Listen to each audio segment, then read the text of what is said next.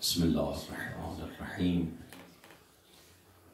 لا حول ولا قوة الا بالله العلی العظیم. حسبنا الله و نعم الوکیل، نعم المولا و نعم النصیر.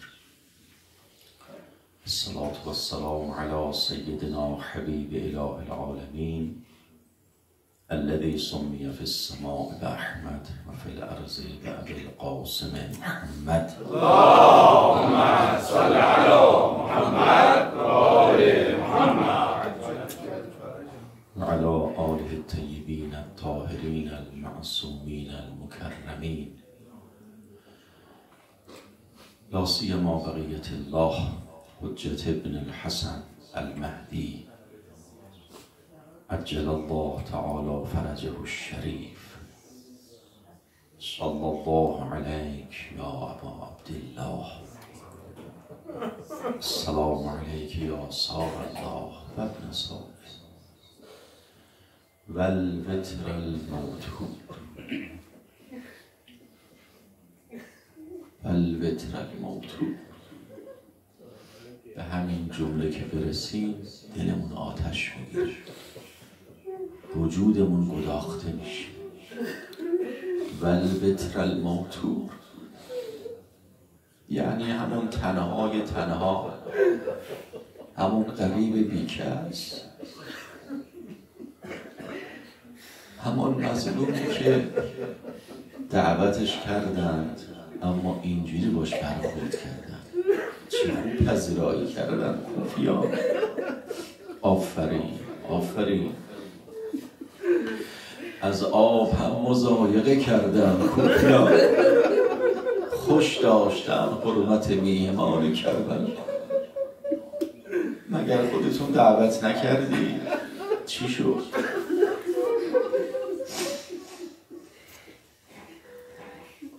والوتر الموتور.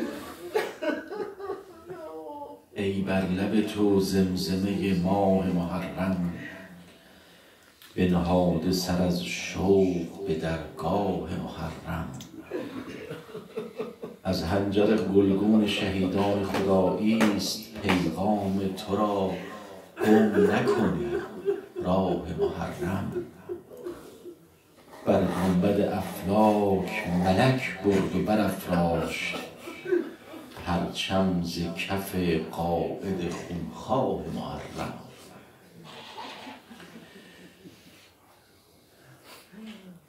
با فوج ملک همدل و همراه و هم‌آواز شد خیل عزادار دلاگاه محرم.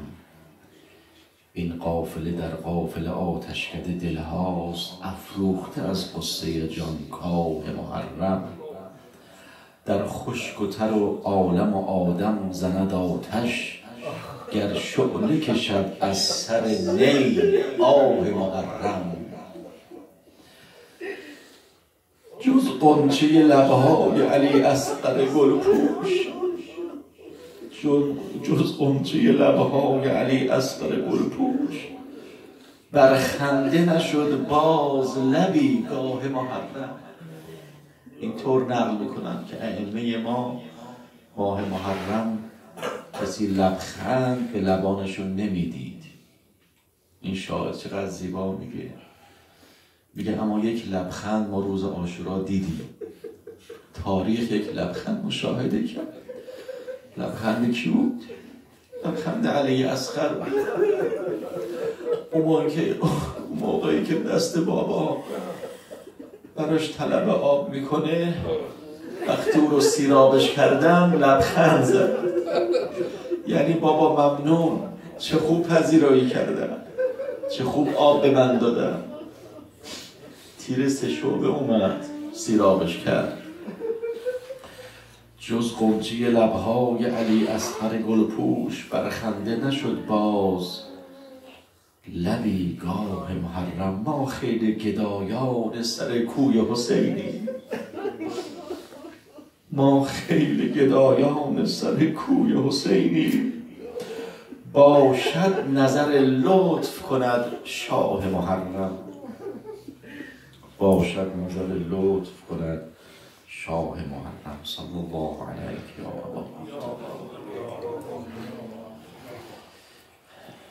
روز تاسوعا است که معمولا دلهای سوخته روز تاسوعا، روز عاشورا دیگه منتظر مصیبت خوندن نیستند، آتش میگیرند، از درون میسوزند، از درون میسوزند.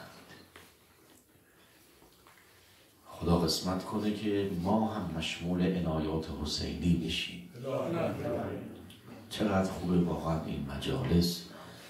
من بارها گفتم خدمت عزیزانی که منزلشون مجلس میگیرن، سنت خوبی است، باور کنید خیلی سنت خوبی است. خب مساجد سر جای خودش باید باشه، تکیه ها باید باشه، آباد هم باید باشه، شرکت هم میکنیم. الحمدلله چقدر خوشحال میشیم همه مساجد آباده این شبها. الحمدلله خدا به همتون اجر بده.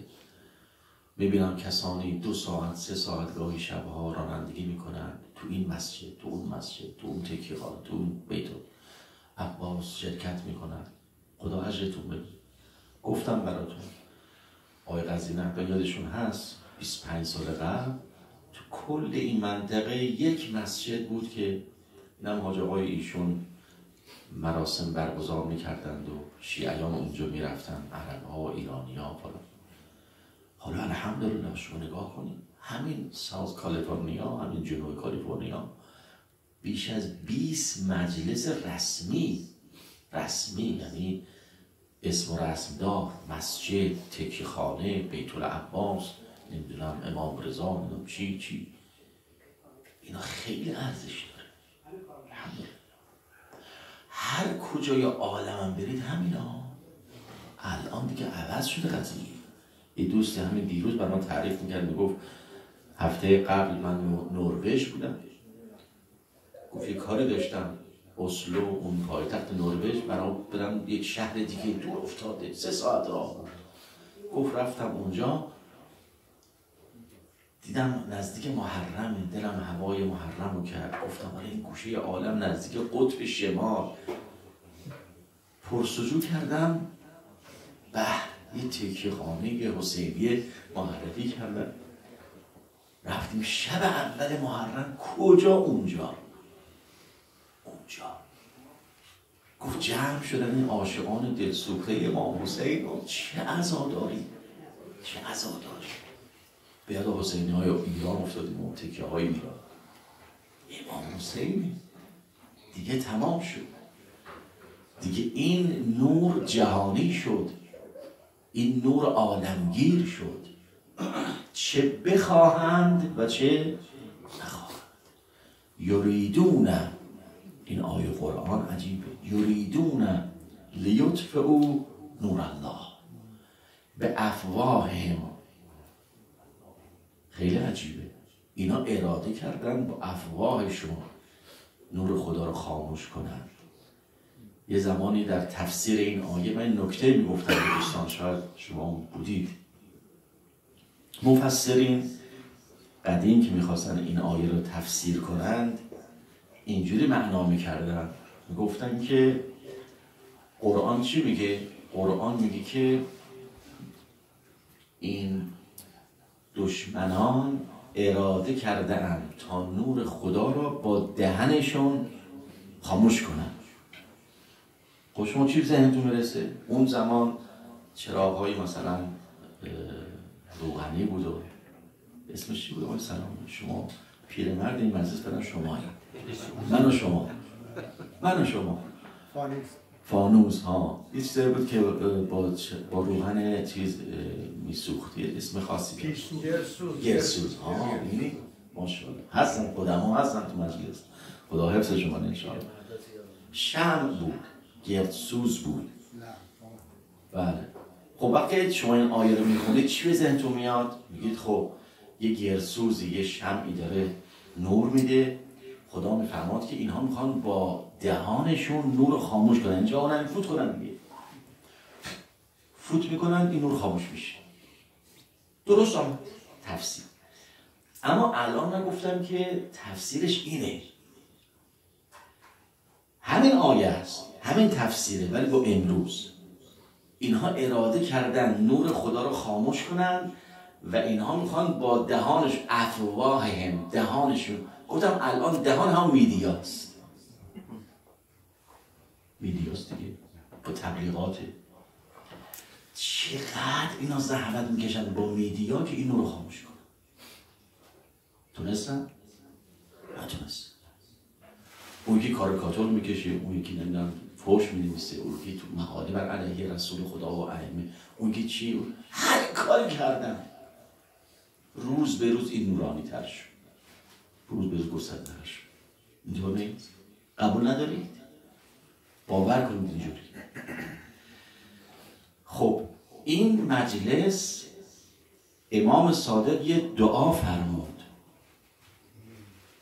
یه دعا فرمود به یکی از اصحابشون، گفتن که شما میشینید دور هم یادی از ما کنید، ذکر ما رو مطرح بکنید؟ گفت بله.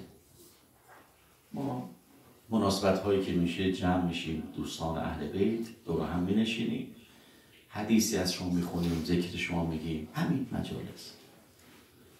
امام صادق چی فرمود؟ 1320 سال قبل امام صادق فرمود انا احب، من دوست دارم این مجالس رو. خیلی افتخاره که انسان تو مجلسی بیاد که امام صادق بگه من دوست دارم. خب که امام صادق دوست داره یعنی امام زمان دوست داره دیگه. وقتی امام زمان دوست داره یعنی عنایت داره دیگه. میگه این مجلس من دوستش دارم.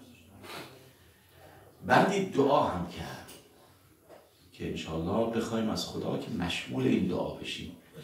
فرمود رحم الله، خدا رحمت کنه، خدای رحمت کنه پیروان ما، دوستان ما که دور هم می نشینن، من احیا امرنا. رحم الله من احیا، کسی که احیا می کند امر ما را، نام اهل بیت و ذکر اهل بیت احیا می کنه. اینه دی، اینه که خداوند اگر به بعضی از شما نعمت داده، مکنت داده، توفیق داده، این مجالس احیا کن. خدا خیرش بده حضور شهید. سالیان سال، چند ساله که من توفیق دارم خدمتشون میرسم. دیگران بزرگانی هستن تو منطقه خودتون، اینا رواجش بدید، خیلی برکت داره. اگه شما تو منزلتون مجلس امام حسین میگذارید، مجلس از زهرا میگذارید، مجالس معرفت بگذارید. خب گاهی جا رس شده مثلا سفره میاندازن. خب سفره اگر کنارش معرفت هم باشه ارزش داره.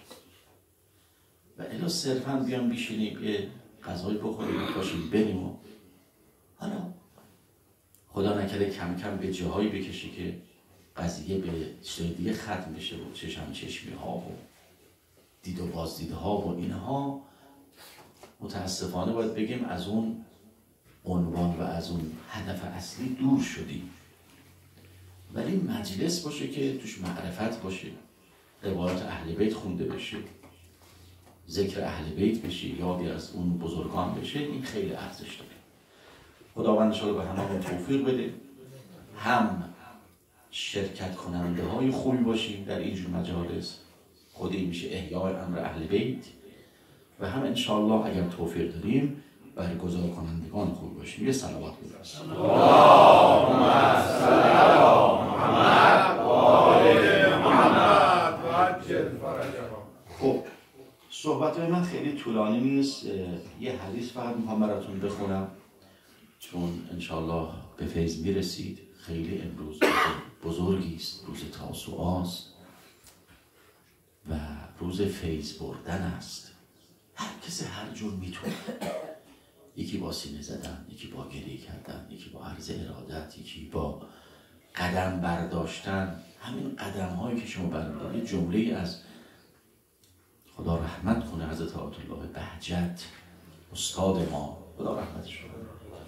من همیشه شکر میکنم که خدا به ما توفیق داد حدود 14-15 سال در محضر ایشون کسب فیض کردیم و چقدر لذت بردیم از اون دورانی که در محضر ایشون بودیم. استاد معنوی ما بود، استاد اخلاق ما بود، مربی ما بود، مرشد ما بود و خیلی ما ازشون لذت بردیم. یه جمله دیدم خیلی عجیب. ایشون فرمود اگر خواستید برید مجلس روضه، مجلس ذکر امام حسین، شما دارید میرید کربلا. خیلی عجیبه. شخصیتی مثل آتول بهجت یه حرفو بزنه. شما دارید میرید کربلا و اگر کسی از شما سوال کرد آقای شهیدی میشنوید؟ کجا آقای شهیدی؟ چرا رفتی قایم شدی؟ خب بیا ببینیمتون. بیا جلو قشنگ اونجا هست که داره لایو برادکست میشه. این نور میافتاد، نور رو درست می‌کرد. درست شد یا نه؟ نور رو خاموش نکنید. چون هوا گرم نرفتن هوا بخوره. پس ما بیام بیرون دیگه. هوا بیرون بهتره. برای سلامتی آقای شهیدی و صلوات بفرستید.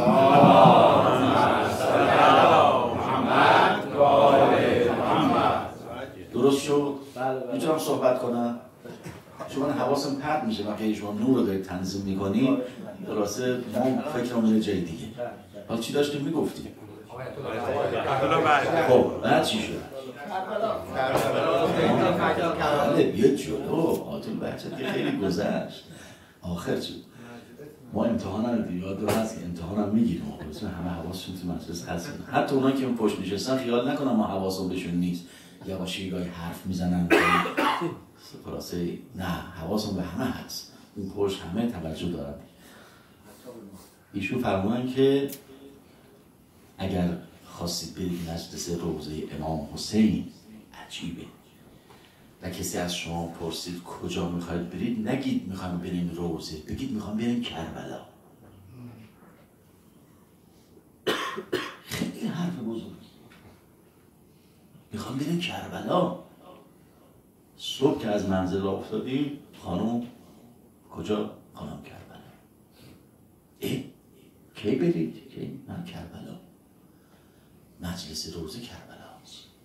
هر جا شما میگید السلام علیک آبا عبدالله، حرم امام حسین همونجاست. یادتون هست این روایت چند سال پیش خوندم، بعد بعضی از عزیزان گفتن که ما از اون سال دیگه این عمل کرده نیست. شاید چه نگاه میکنم اون پشت نشست تو همین آسمان، زیر آسمان اینجا نماز خوندم. روایت براتون خوندم. گفتم که خدمت امام رسید و حضرت فرمودن کی میری کربلا؟ هر روز میری؟ گفت نه. هر هفته میری؟ نه، راه ما طولانیه. بعد حضرت فرمودن که یه راهی بهت یاد میدم، برو زیر آسمان، طرف راست نگاهی بکن، طرف چپ نگاهی بکن، بعد به سمت کربلا اشاره کن و بگو السلام علیک یا ابا عبدالله. عجیب. السلام علیک یا ابا عبدالله، السلام علیک و رحمت الله و برکاته. امام صادق میفرماید کسی که این کار انجام بده ثواب یک حج و یک عمره برای او مینویسد. همین خیلی ساده. آمریکا هستید، این طرف دنیا هستید، زیر آسمان میرید، یک نگاه به طرف راست، نگاه به طرف چپ، مستقیم اشاره به کربلا، این جمله رو میگی. صدیر که خودش راوی این حدیثه میگه من بعد از اینکه حدیثش رو دیدم گاهی میشد روزی 20 مرتبه این کارو میکردم. 20 مرتبه میرفتم کربلا. ببینید در حدیثی هست در کتاب تحف العقول، چون ما میایم این مجالس میخوایم از محضر بزرگان دین، قمر بنی هاشم، ابی عبدالله، همه اینا درس بگیریم دیگه. چرا امروز رو به نام حضرت قمر بنی هاشم گذاشتن؟ شهادت ایشون امروز بود؟ نه، شهادتشون فردا، روز عاشورا بود. اما یک روز رو به نام ایشون، یک شب رو به نام عباس، یک شب رو به نام علی اکبر، یک شب رو به نام علی اصغر، تا بلکه این یادآوری ما رو نزدیک کنه، معرفت ما رو بیشتر کنه نسبت به این خوبا. روایتی است در کتاب تحول العقول صفحه 499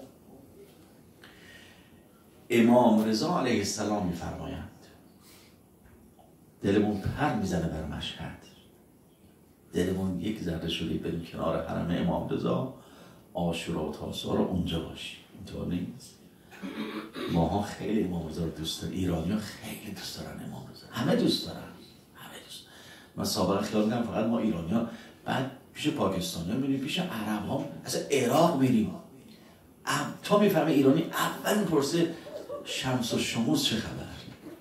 آقا بارها شده آقای قزوینی هم هستن اونجا، من رفتم در مغازه مثلا چیز بخرم تا فهمیده از ایران، میگه دعا کن بتونم بیام آقا امام رضا رو زیارت کنم، خیلی دلم میخواد بیام امام رضا. با که خود نجف خود عراق 6 تا امام هست، اما یه عشقی است آقا امام رضا. پاکستانی ها همینطور، افغان ها همینطور، عجیبه واقعا. ما هم که ولی نعمت ماست، آقای ماست امام رضا. این حدیث از امام رضا است. امام رضا فرمود احسن الظن بالله فان من حسن ظنه بالله کان عند ظنه. امام فرمود سعی کنید به خداوند خوشبین باشید، حسن ظن داشته باشید. باور کن روز تاسوعا دارم براتون میگم، کلید خیلی از گرفتاری هامون و خیلی از استرس هامون و خیلی از دلخوری هامون از خدا همینه، چون ما به خدا حسن ظن نداریم، سوء ظن داریم. میگیم چرا خدا به من این کار کرد، چرا همسایه من اینجوری نیست، چرا فلانی اینجور نشده، چرا فلان شخص این بلا سرش نیومده، چرا اون تجارتش به سنگ نخورده، چرا همش سوء ظن داریم. بدبین خیال میکنیم خداوند تو این عالم یه قلمبه فقط من گیر آورده داره همه بلاها رو سر من میرسه. معنا سوء ظن اینه دیگه، همه رو بله کرده خدا، با همه خوبه، فقط ما یکی مثلا گیر آورده. امام رضا میفهمد که نه اینطور نیست عزیز من، به خدا خوشبین باش. یه روز صبح که از خواب پا میشیم از تصمیم بگیریم امروز میخوام با خدا خوشبین باشم. ببین چقدر شیرینه، چقدر لذت میبریم، چقدر لذت میبریم، خیلی لذت بخشه. من امتحان کردم، خوشبین باش. هر اتفاقی میفته خوشبین، فقط زیبایی ها میشه ما رأیت الا جمیلا. سخت‌ترین سختی ها، مصیبت بارترین مصیبت ها رو میبینه، اما میگه چی؟ ما رأیتو خوشبینه به خدا، چون میدونه خدا دوستش داره، میدونه خدا زینب رو دوست داره، میدونه خدا امام حسین رو دوست داره. اگرم شهادت پیش اومد، اگرم این اتفاقات اومد، رو دوستیشه. خیلی قضیه عوض میشه. من خوشبین به خدا باشم، هر اتفاق برام پیش بیاد شیرین میشه، حتی مصیبت ها میشه شیرین، مریضی میشه شیرین. به یاد چی میافتی؟ اگر با دیگری بودش میلی، چرا ظرف مرا بشی از لیلی. این ترجمه همین ما رأیت الا جمیلا است. کاسه‌شو برداشت اومد تو صف استاد، گفت در خیمه و چادر لیلی دارن آش میدن. شاید صبح آش و تاسوعا بوده، مثل آشی که امروز خوردیم، و این آش از طرف لیلی ما بود. قمر بنی هاشم، چرا تو این صف امروز قرار گرفتی؟ کاسه‌شو گرفت دستش، اومد تو صف طولانی. لیلی چک میکرد، همین که نوبت این شد رسید، کاسه‌شو گرفت زد زمین، خوردش کرد. بنا کردن تو صف، خندیدم. مجنون دیدی؟ اینا کاره، اینا عاقبت دوستی و عشقه. گفت نه شما نفهمیدید، شما نفهمیدید، بیاید مجنون بشید تا بفهمید داستان چیه. اگر با دیگری بودش میلی، چرا تو همه اینا من انتخاب کرد؟ چون از همه بیشتر منو دوست داره. شاید عوض میشه. حسن ظن به خدا، حسن ظن به خدا. نمیدونم این جمله رو بگم براتون نگم، عجیبه. حالا تاسوعاست میگم براتون، یه صلوات بفرستید.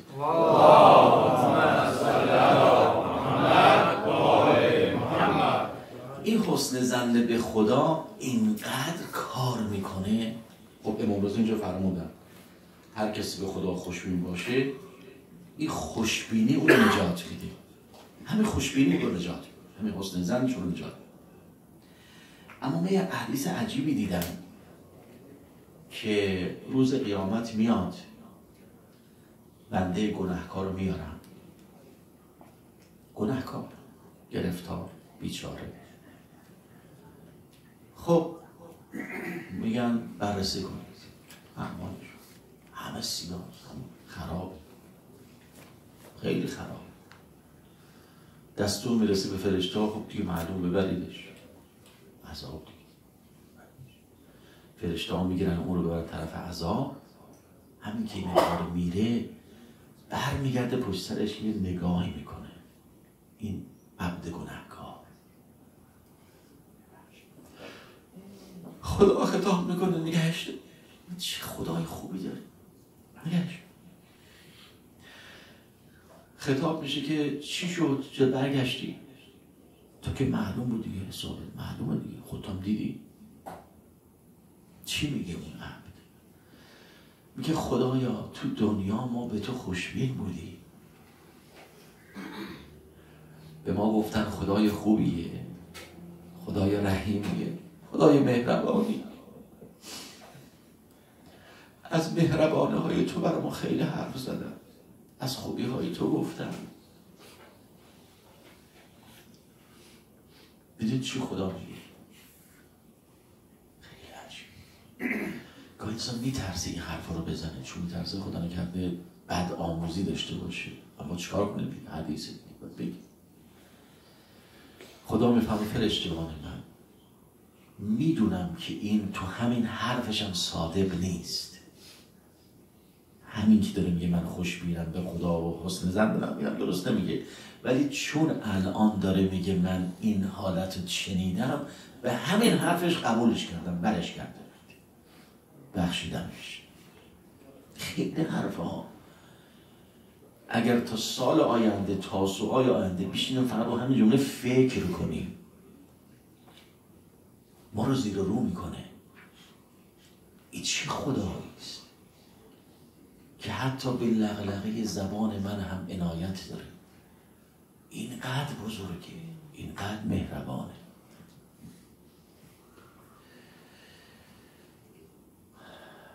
امام هشتم فرمود به خدا حسن ظن داشته باشید.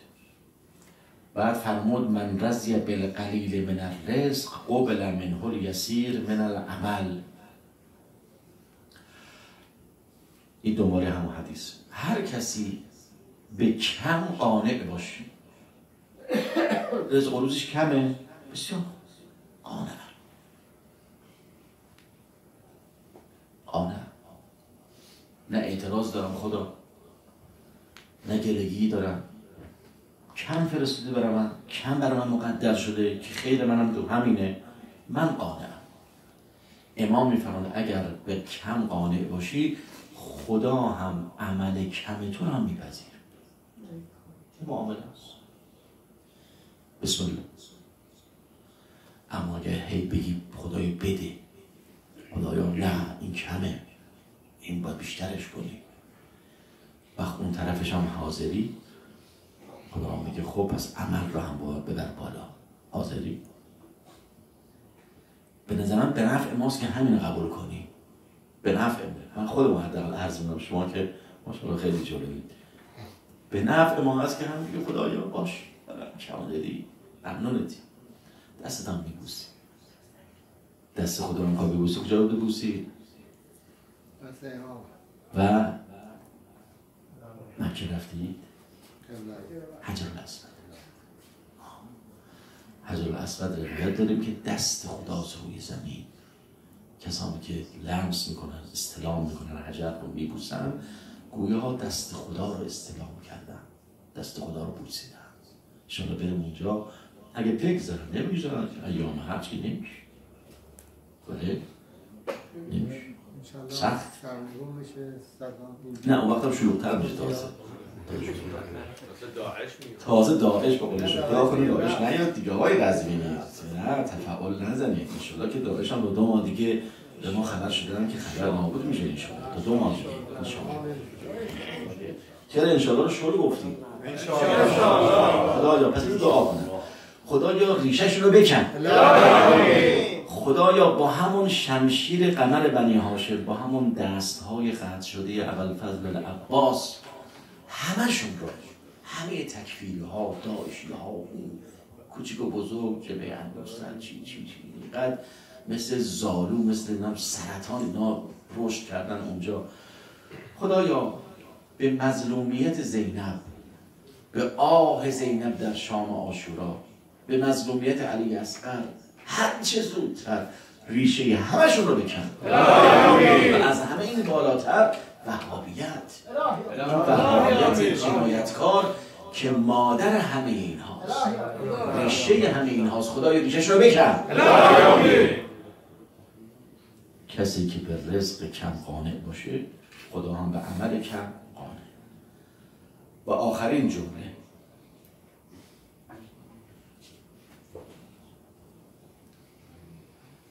بله، و من رضی من الیس و من رضی بالیسی من الحلال خفت معونته و نعم اهله و بصره الله دار الدنیا و دواءها و اخرجه منها سالما الی دار السلام. عجیب، این جمله آخری عجیبه.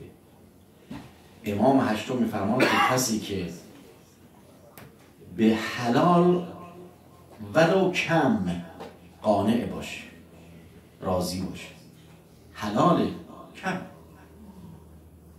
ما رو مخیل کنن اینقدر کم حلال، اینقدر زیاد حرام یا مخلوط آلوده، انتخاب. فردا 2 بسته از پست میاد خدمت شما، یکیش توش $10، یکیش توش 10 میلیون دلاره. یه چک کشیدن 10 میلیون. من اینجوری میگم که انتخابی سخت باشه. بگم $10 و $100 میگم با $10 $100 10 میلیون دلار یه چک گذاشتن 10 میلیون. باور کن. اینم 10 تا. این حلاله، این یکی آلوده است، حرام. اونجا معلوم میشه. ممکنه من همینجا رو منبر اینجا نشستم و خیلی آدم مقدسی باشم و همچین میگم که شما خوشحال بشید، میگم منم خیلی مطمئن نیستم به خودم. اون پاکته بیاد، اون باکس بیاد، دستم بلرزه یا نلرزه. 10 میلیون شوخی نیست. صفراشو بشمار. چند تا صفر داشت؟ 7 7 خیلی 7 صفر خیلی. میگفت الان محاسبه کردن اون پولی که طلایی که یزید فرستاد برای سران اینها میلیاردی میشه. اون چند هزار دینار اون زمان که سکه های دینار طلا بود برای هر نفرشون، اون سرانشون که خرید که تا امروز یکی اومدن با اصحابشون بودن کربلا در مقابل امام حسین. باور کنید انسان میلرزه. خدایا ما میگیم الان یا لیتنا کنا معکم، ای کاش بودیم، ولی واقعا اینجوریه؟ واقعا اینجوریه؟ یه بودیم واقعا این طرف بودیم یا اون طرف بودیم؟ خدا پناه. امام فرمود حلال و گرفتاری عمده کسانی که مقابل امام حسین ایستادن همین دوری از حلال. خود آقا ابو عبدالله فرمودن آخرین نکته من و دعاتون کنم، فرمود به امام سجاد فرمود آخرین دیدار و ملاقاتی که ایشون در اون خیمه داشتن که امام عرض کرد، امام سجاد عرض کرد خدمت بابا پدر جان چی شد؟ چی شد آخرش؟ مگه شما خودتون معرفی نکردید چی؟ مگه نفرمودید پسر فاطمه چرا؟ پسر علی چرا؟ پسر پیغمبر چرا؟ گفتم بشه. چرا؟ پس این چرا اینجوری کردن؟ امام چی فرمود؟ دلهای اینها، شکمهای اینها از حرام پر شده، عاقبت انسان رو به شر میکنه، بیچاره میکنه انسان. به خدا پناه میبره، به خدا پناه. روز تاسوعاست، با خدا عهد ببندیم، با حضرت ابوالفضل عباس عهد ببندیم که کمک کنید، نگذارید حرام بیاد توی زندگی من، نگذارید پول آلوده حق و ناس، پشت این پول نباشه، نباشه. سفره که میاندازی میشینه با زن و بچه غذا میخوری، یک مظلوم پشتش نباشه. چند تا خدا اون طرف داری که نکشه خدایا حق من از فلانی بگیر، این پشتش نباشه. بیچاره میکنه انسان، بدبخت میکنه انسان. امروز نه فردا نه پس فردا. و بالاترین بیچارگی همینه که ایمان از انسان میگیره، ولایت اهل بیت از انسان میگیره، خودش هم حالش نیست، کارش به جای میرسه میاد در مقابل امام حسین بکشه.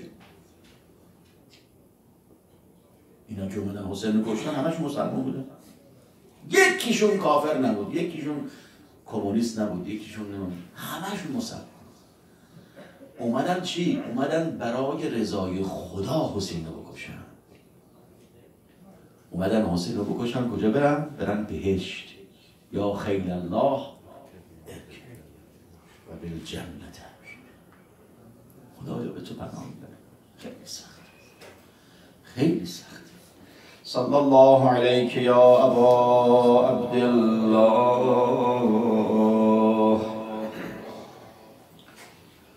روی نیازم کجاست؟ سوی حسین است و بس. قبله قلبم کجاست؟ کوی حسین است و بس. سلسله عشق را سلسله جنبان خدا، سلسله عشق چیست؟ موی حسین است و بس.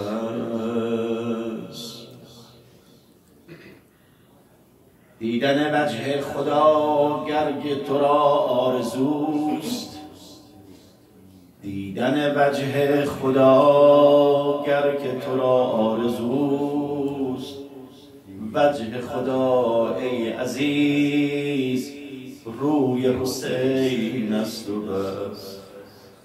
اگر شنیدی که شهید به وجه الله نظر میکنه، اگر دوست داری به وجه خدا نظر کنی، حسین وجه الله است، حسین وجه الله است. اومد خدمت مولای خودش اسرا شورا، قمر بنی هاشم عبد مطیع امامشه، کاملا مؤدبه، بدون اجازه کاری نمیکنه. صدا زد مولای من، سید من، آقای من، به من هم اجازه بده برم میدان، جانم را فدایت کنم. روزه من همین یک جمله است، از همتون التماس دعا دارم، انشاءالله به فیض خواهید رسید، منم بهره‌ای برده باشم از مجلس تاسوعا. اجازه گرفت، مشک و برداشت، رفت آب و برداشت، داستانو میدونید. اما یک جا در مقاتل نوشتن امام حسین صدای برادر شنید، یا اخا یا ادرک اخا، داداش برادرت رو دریا، من هم رفتم، خدا حافظ.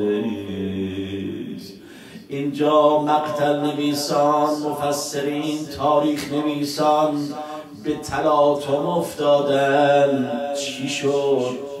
عباس که یک عمر خطاب نمی کرد برادر، همیشه می گفت سیدی مولای حجت خدا حسین عزیزم. اما چی شد اینجا برادر صدا کرد؟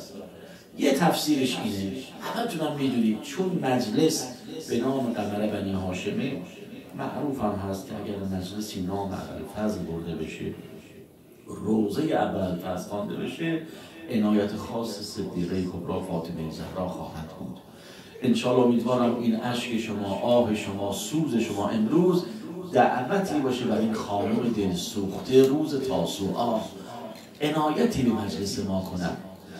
تفسیر کردن همین که ابوالفضل از روی اسب زمین افتاد، سر خودش رو در دامان زهرا دید. زهرا سر عباس رو به دامن گرفت، صدا زد پسرم. همین که گفت پسرم عباس،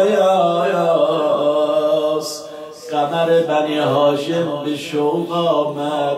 آره داداش من حسینه، یا اخا حسین جان داداش، به فریاد برادرت بریز. همه بگید مظلوم حسین،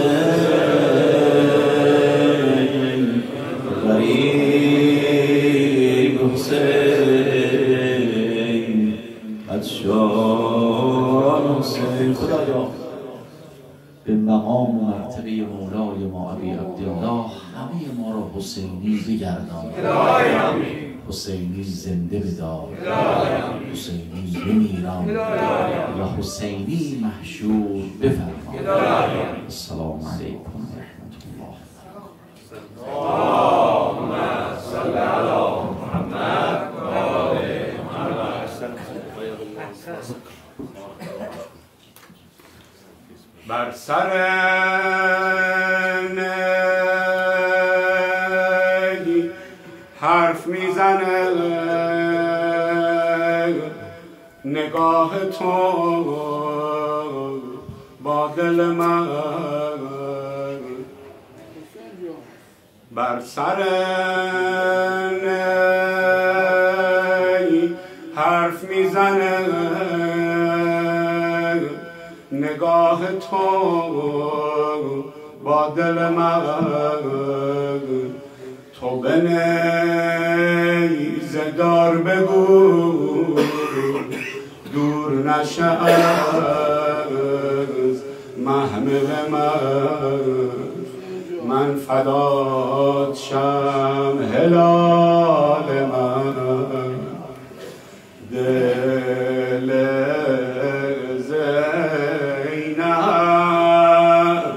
تو موهات لونه کرده، تو موهات لونه کرده، تو موهات لونه کرده.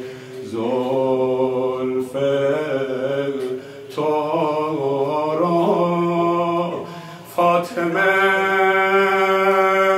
شونه کرده، فاطمه شونه کرده، فاطمه شونه کرده. آیون من یه مطلبم گفتم خدمتتون عرض کنم، انشالله بعد از نماز همه با هم اگر لطف کنید، اینو من فراموش کردم در ابتدا خدمت شما عرض کنم، همه با هم انشالله مجلس که تموم شد همه با هم تشریف ببرید منزل آقای یاسایی در شهر لاگونانگر. من معذرت میخوام فراموش کردم، میگم حالا بهتر همه هستن، خواهش میکنم همه با هم بریم که ایشون واقعا خیلی زحمت میکشن، درست مثل آقای شهیدی هر سال زحمت میکشن، مجلس آقا ابوالفضل العباس رو در خونهشون برقرار میکنن. حالا بنده دیگه وقت شما رو نمیگیرم، خواهش میکنم با یک صلوات بلند جناب آقای دکتر قزوینی رو بدرقه بفرمایید. صلوا علی محمد و آل محمد. اللهم صل علی محمد و آل محمد.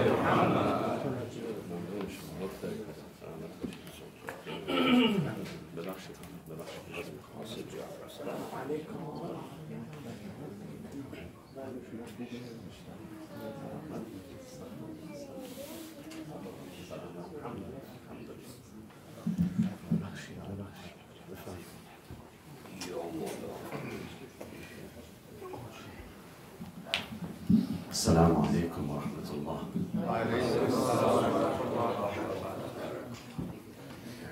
In fact, my talk wouldn't add anything after the elegant talk of our dear respected scholar, Hajara Hijazi. There is really nothing to say, and especially with such a beautiful gathering. But since our جناب دكتور جاي جناب عالية ما وعندنا تطور with having scholars like Dr. Taqi and what we have heard from Dr. Hijazi. Honestly, there is nothing left. But since our dear respected brother Hajara Shamsuddin have commanded me to serve you, inshallah, for a few minutes, with the blessing of Allah subhanahu wa ta'ala and the grace of Ahlul Bayt, and especially the owner of this day, which is Abu al-Fadl al-Abbas alayhi salam, I can be better serving you. Sallallahu Muhammadin wa ali Muhammad. Allahumma salli ala Muhammad wa ali Muhammad.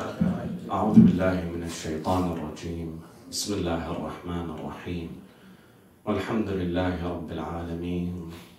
صلى الله عليك يا سيدي ويا مولاي يا أبا عبد الله.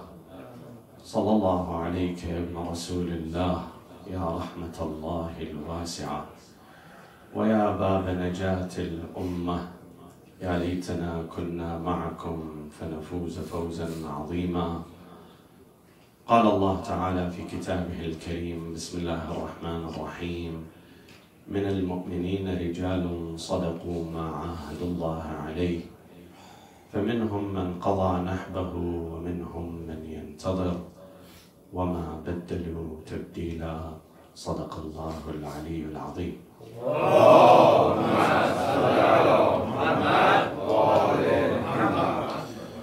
To comprehend the revolution of Imam Hussein alayhi salam, we should also pay attention to the purpose and wisdom of the participation of other two iconic figures in the Battle of Karbala. Without them, without knowing the purpose and the philosophy of their participation, probably our understanding from the revolution of Imam Hussein will be incomplete. And I mean, by those two figures is one of them Zainab bint Ali alayhi salam, and the other one is Abu al-Fadl al-Abbas alayhi salam.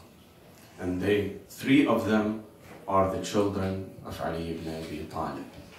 We have to understand their role and their purpose of participation in that epic. Otherwise, we would not have the clear picture of the revolution of Hussein ibn Ali. Now, history tells us that leading up to the marriage of Imam Ali alayhi salam from al-Banin, Fatima bint Huzam, he asked his brother Aqil and told him, Aqil, اخطب لي امرأة ولدتها الفحولة من العرب. Please propose for me, in my behalf, for a lady that has been brought to a courageous house of valor, house of heroes. Now there are two questions that come in mind. Number one, why would Ali ibn Abi Talib alayhi salam, Assalamu alaikum wa rahmatullah,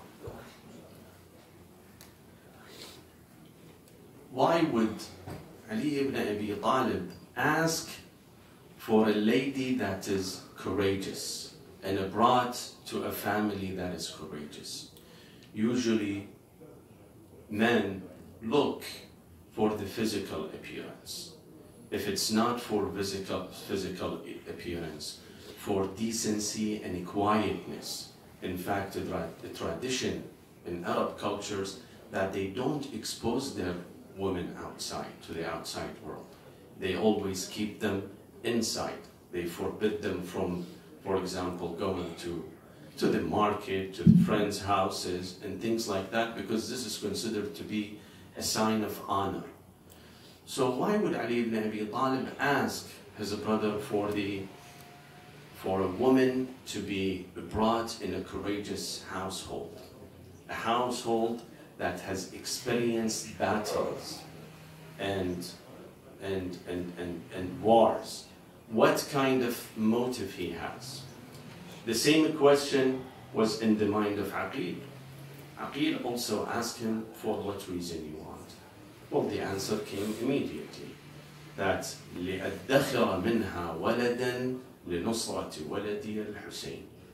I want to have a child from her to be the Nasr, to be the protector, the guard, and someone to assist my son Hussein. As it seemed, there is something in the future will happen for Hussein ibn Ali, and he wants his brother to assist him.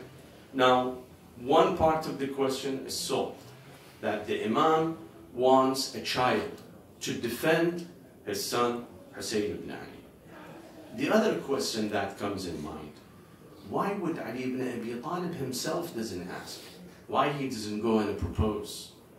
We know that Ali ibn Abi Talib in his life never asked anyone except the Prophet, peace be upon him. In fact, he's the owner of this famous statement, Saluni qabla an tafquduni. You ask me and I will tell you. Not the other way, not the other way around. He would not come ask people about a piece of information.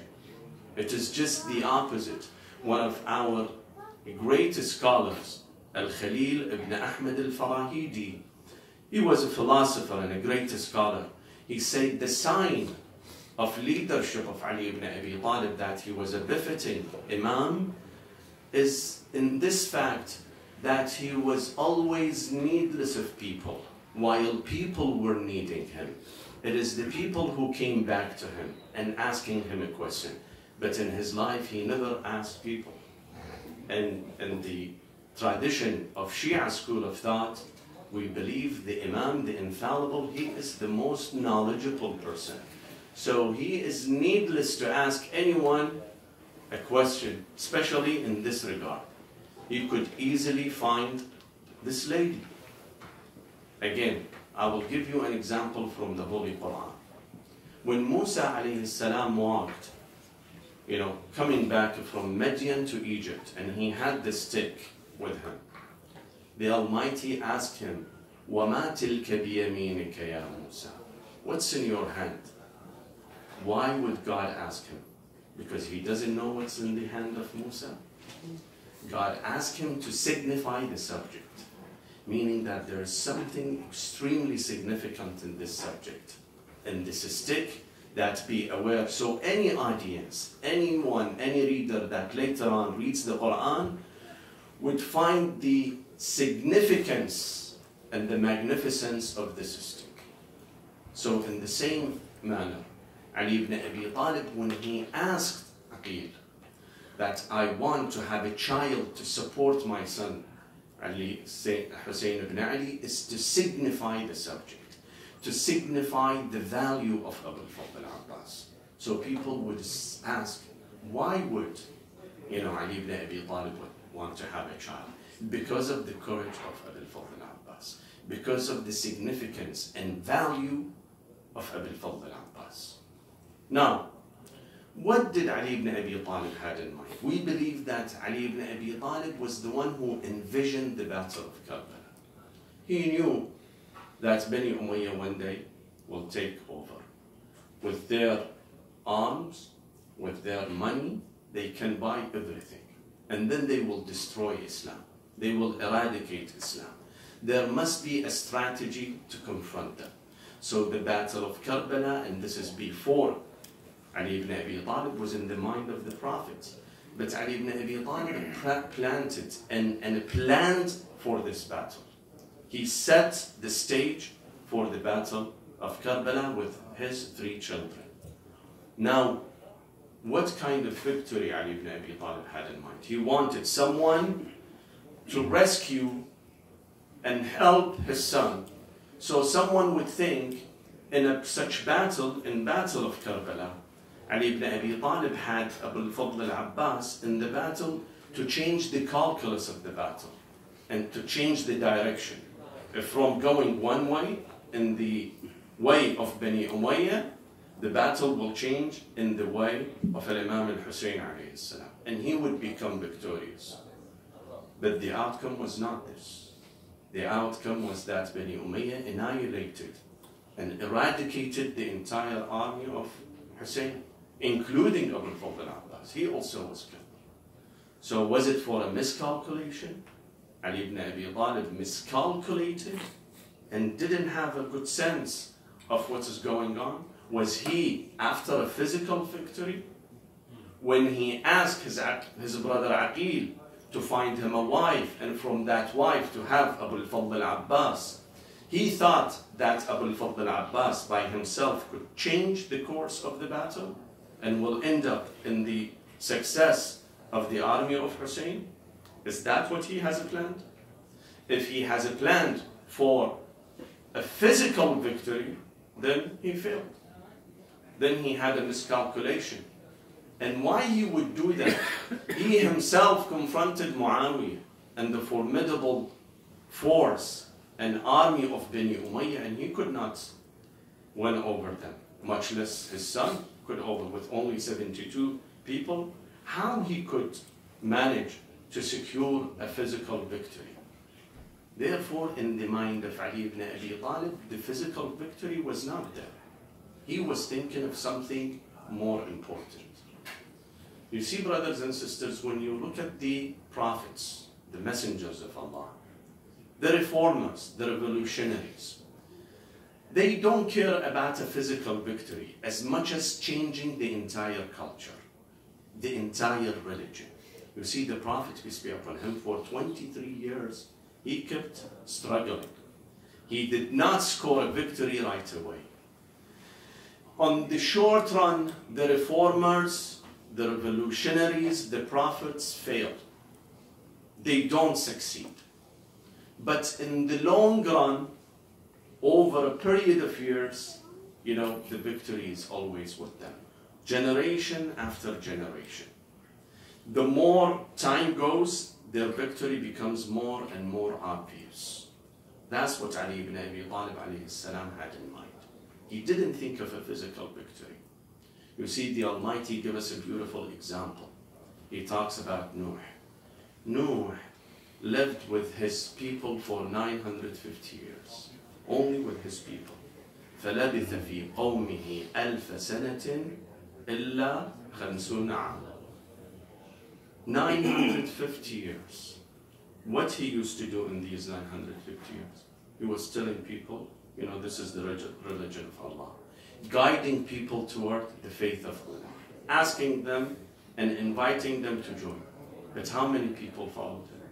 It says that only 50 people. 50 people. And the majority of those were his family members and close friends that has followed him. But why has taken 950 years? This is a clear message to all the reformers. Those who have a mind to change the society, to change the perception of the society, the culture of the society, that this requires a diligent hard work. Cannot be achieved within 1 or 2 days. You cannot score a physical victory. But in the long run, you will be victorious. So Nuh alayhi salam had in mind. He could see, he was certain that victory is with him. But the average people, the ignorant people, were not thinking of that. They had thought that this man is crazy. When God asked him, go and build the ark, groups of people, flocks of people will come and stand up by him, and then they would mock him, ridicule him. The ayah says, وَيَصْنَعُ الْفُلْكِ وَكُلَّمَا مَرَّ عَلَيْهِ قَوْمٌ سَخِرُوا مِنْهُ. every group of people will come, will tell him something funny. Tell him, Nuh, you want to become a carpenter? The other one tells him, Nuh, you want to become a hunter? A third one would tell him, where is your sea? How are you going to take the ark to the sea? Where is your crane? Where is your wheels? You know, and things like that. Why? Because ordinary people have very short-sightedness. They don't see the far future. But Nuh and his family and those who believed in him, they knew that eventually the victory is with Haqq. Haqq is the one that becomes victorious. Rasulullah sallallahu alayhi wa alihi sallu ala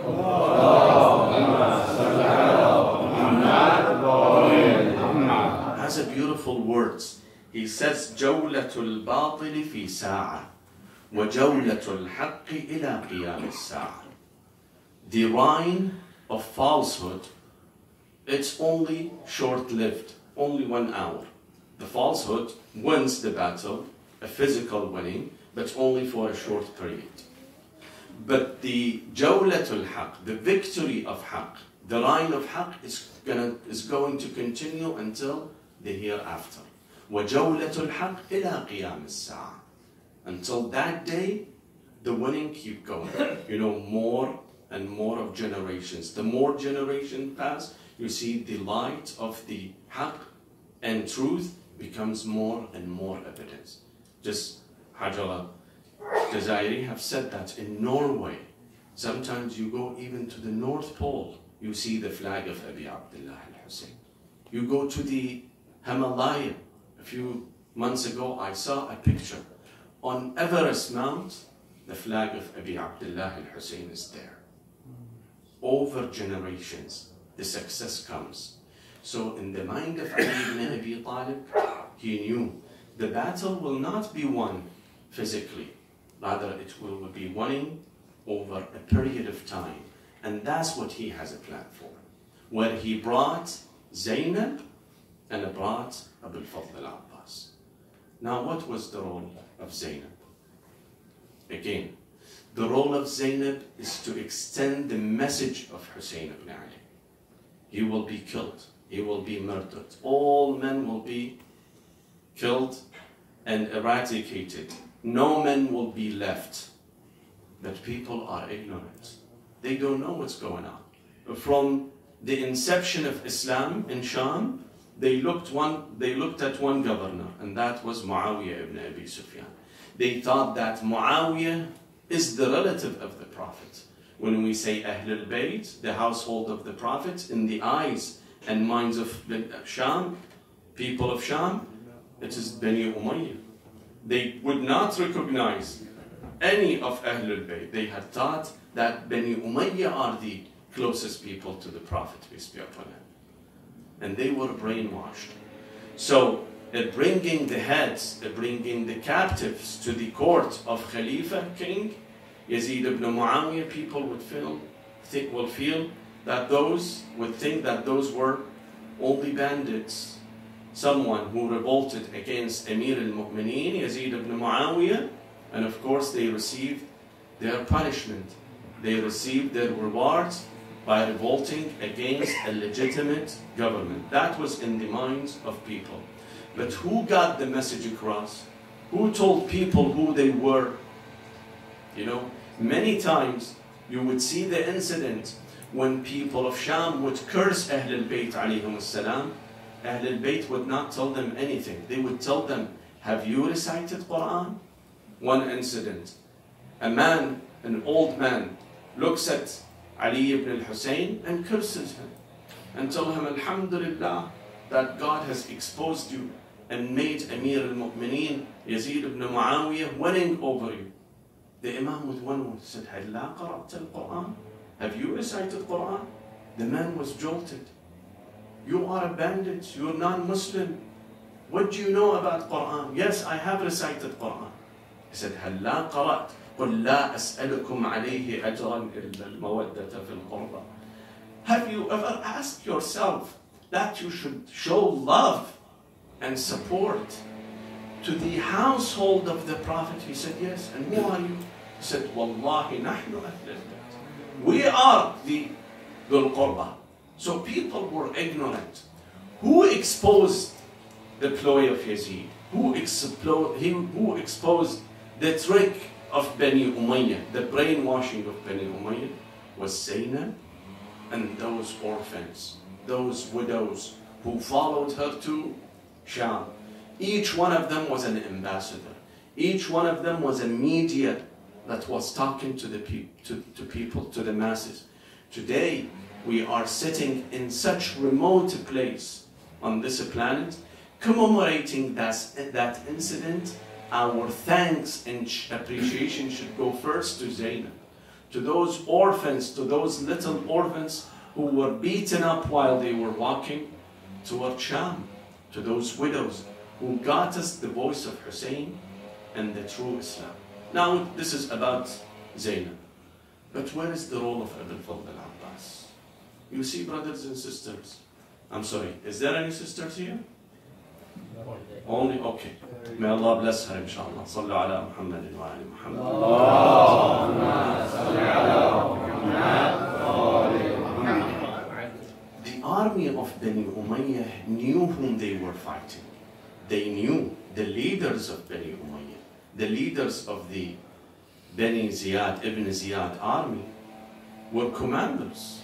And they all knew who was Hussein. They all knew who was Zainab and who was Ali al-Akbar and who was Abu al-Fadl al-Abbas. They knew that they were the closest people to the prophets. But again, they were fighting them. For what reason? For dunya. استحوذ عليهم الشيطان فأنساهم ذكر الله. You know, Shaitan has engulfed them from everywhere, from every angle. Therefore, they completely become oblivious about the name of Allah and what the value of Ahl al-Bayt alayhim salam. Therefore, in their mind, they wanted to have a quick, short victory and a concealed battle. So people do not see the atrocities, do not see the torture, do not see the gruesome image of the war. Because if one day people would see what has going on and it's been written and narrated, then people would object. They will denounce Yazid and Bani Umayyah. Why did you kill so mercilessly Hussein and his followers and his cousins and his sons? Why did you massacre the 6-month-old baby? For what reason? If Hussein was at fault, then what is the fault of those children, those infants, what he has done? So they knew that it should be done in a concealed matter. Therefore, if you remember on such eve, on eve of Ashura, on 9th of Muharram, when Shimr came from Kufa, he ordered, and he had a message from Ibn Ziyad to who?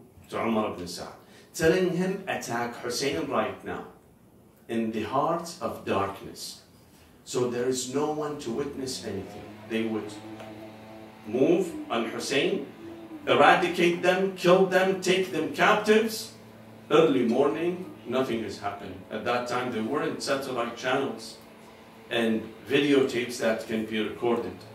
In the heart of night, in the heart of darkness, you could do everything. Next day, they would say, okay, you know, Hussein died maybe by poison. Maybe he committed suicide. We don't know. Something has happened to him. And they would finish up the battle. So when they wanted to attack Hussein, and there was a big commotion, whom did Hussein ibn Ali send? He sent his brother.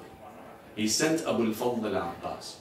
When Abu al-Fadl al-Abbas went to them, you see, in the mind of Ali ibn Abi Talib, he wanted a hero. He wanted someone to be a check for Bani Umayyah, a deterrent for Bani Umayyah, so they do not start the war on their choosing. They could not start the battle on their choosing. Why? Because there is someone like Abu al-Fadl al-Abbas who would stand up to them, who would resist them. You see, Shimr came with 2 orders. From whom? From Ibn Ziyad. One, to attack Hussein on that night, and second, he has brought refuge to Abu al-Fadl al-Abbas. You know, try to alienate Abu al-Fadl al-Abbas, to neutralize him, telling him, you step aside, we only deal with Hussein. You see the ploy of Bani Umayyah? And that was in mind of Ali ibn Abi Talib. So he put Abu al-Fadl al-Abbas on that night, not to make Bani Umayyah succeed with their vision, with their plan. You see again another example in the Holy Quran. Allah subhanahu wa ta'ala talks about Musa. Musa alayhi salam, when he confronted the sorcerers and the magicians, he told them, come when? إِنَّ مَوْعِدُكُمْ يَوْمَ الزِّينَةِ وَأَنْ يُحْشَرُ النَّاسِ ضُحًى. Come during daylight.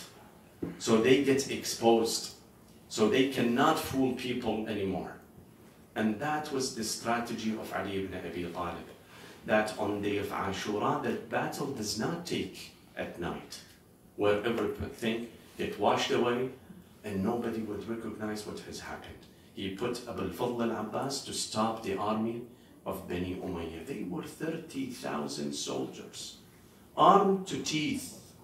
It says that the market of Kufa was busy for these days, from 1st of Muharram until 9th of Muharram, just making swords, swords upon swords.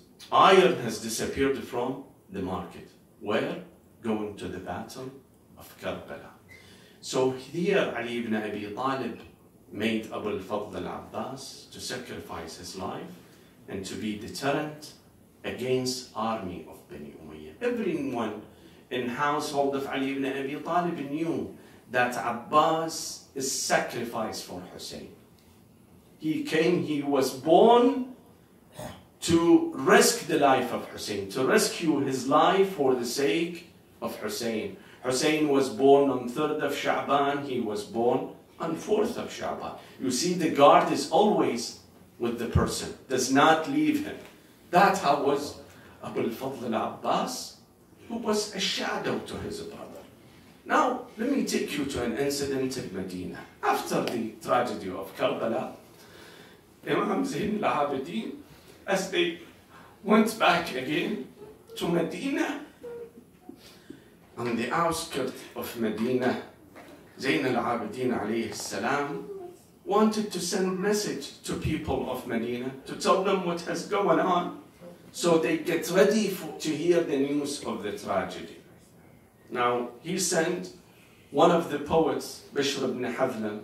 Hadlam was a poet, and his son Bishr also was a great poet. He asked him, Bishr, do you have the sense of poetry?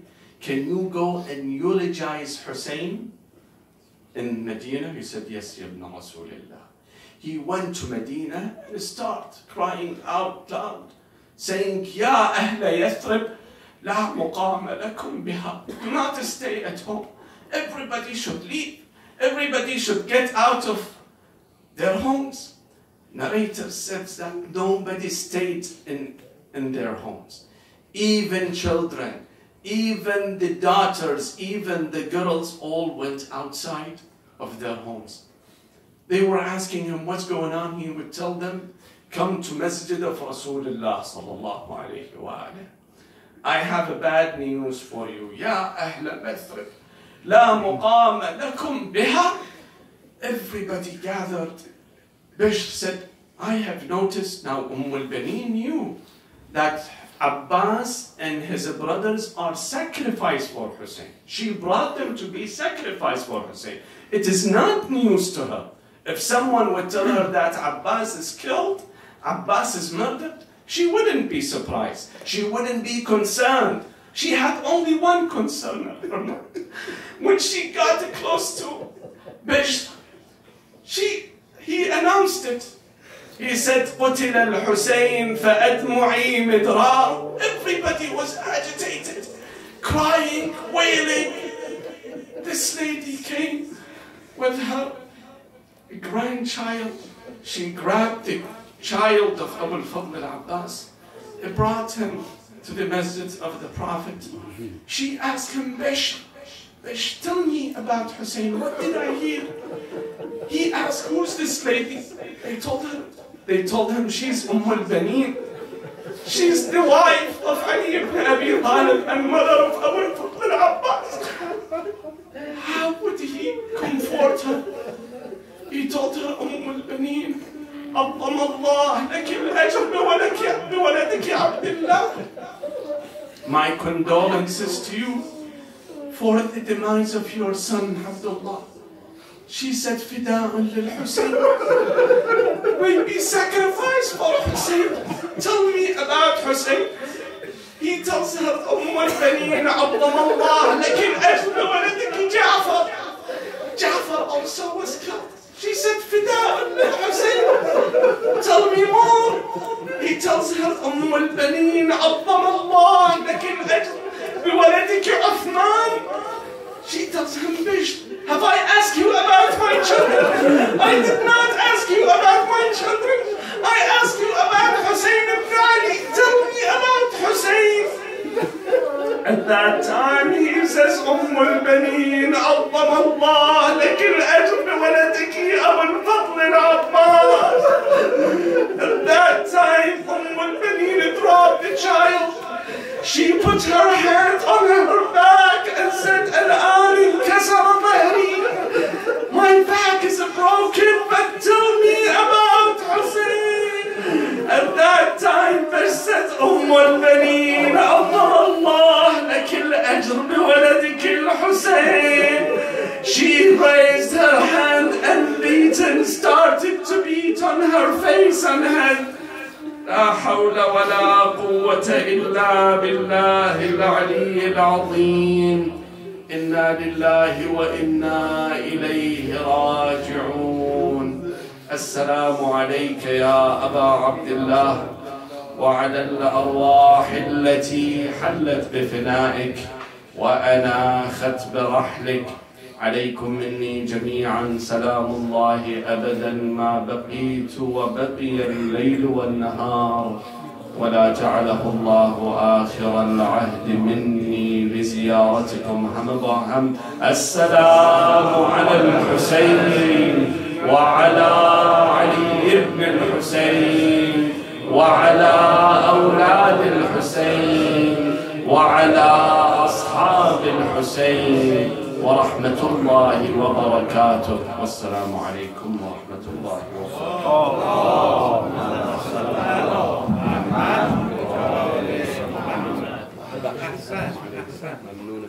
ببخشید جسارت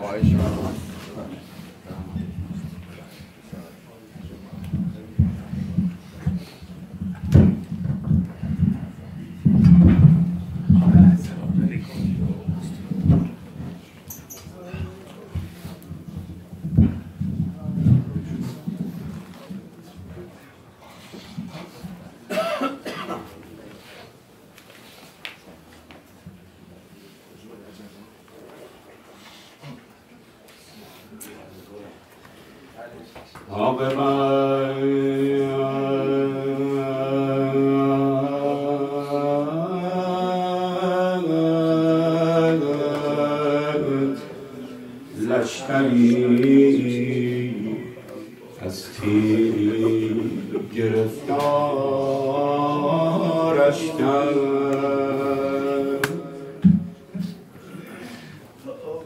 به زمین خوردن در الغم وادارش کرد. اولین مرتبه اش بود، نشد برخیزد تا حالا کسی عباس و زمین نزده بود. اولین مرتبه اش بود، نشد برخیزد تن بیدست خجالت زده از یارش شد. هی آقا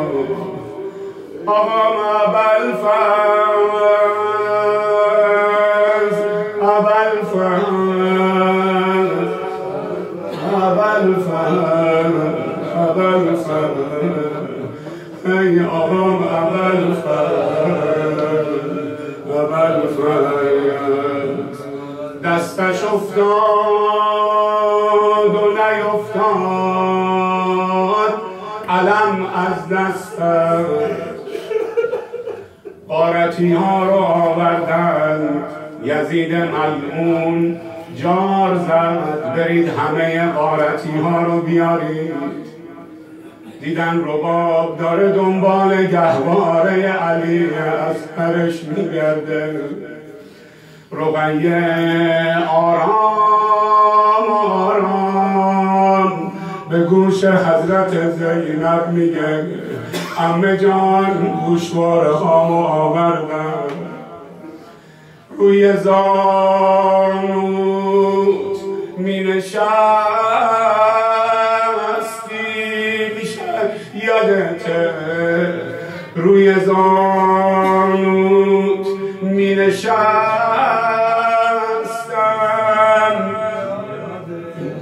موهامو شونه می کردی یادته گوشواره برام خرید یاده زینب به دنبال پیراهن حسین یهو دیدن علم عباس آوردن در جوار آقا امام زین العابدین آقا فرمود دیدم جای جای چوبه این علم جای تیغ و نیزه و شمشیره غیر از جای دست عمو عباسم این یعنی هرگز نتونستن علم از دست عباس خارج کنن ای آقا آقا معبل فز آقا معبل فز آقا معبل فز آقا معبل فز ای آقا ترک روی لبش رو نمی انداخت همه آبهای عالم فدای ترک لب عباس چی شد عباس سراسیمه به سوی فرات عباس که هراسی از تشنگی و ترک لب ندارد ترک روی لبش رو نمی انداخت به آب غم چندین لب تاول زده وادارش کرد سکینه مشک آب و به سوی عمو آورد عمو عباس میشه شما ساقی ما باشی امروز بچه ها توی خیمه دارن از تشنگی میلرزن ای آقا آی آی آی نازنین محجبین آی بخوابم بلکه در خوابت بدین